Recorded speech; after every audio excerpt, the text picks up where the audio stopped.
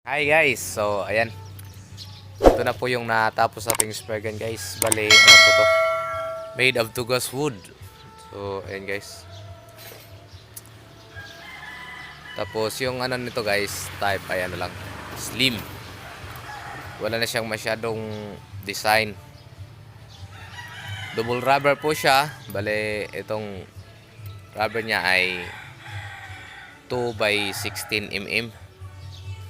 So, pero mas maganda sana ginagamit ito ng ganito lang kahaba guys, kasi ano lang to siya, 70 cm mula sa band hole to trigger. So dapat ginagamit nito ay ano lang, kung maggamit kayo ng double rubber, mas maganda sana kung 14 mm lang.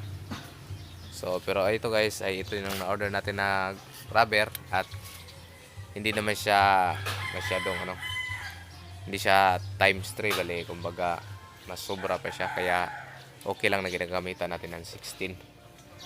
At saka yung ano niya guys, itong pinakatalian ng lubid o nylon ay ano lang, spring. Yan siya, spring.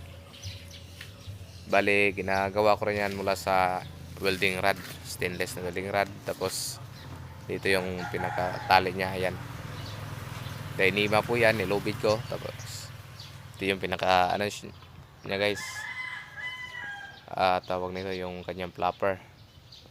At yung cut niya ay what, yan guys. At ito naman yung kanyang ano, trigger. Yung kanyang trigger mechanism ay DIY lang din. Tapos ito yung pinaka ano niya, bat. So made up to gas wood to guys. Tapos ito yung pinakatarogo niya, ayan. Gamitan ko siya ng guod kung tawagin dito sa amin, no?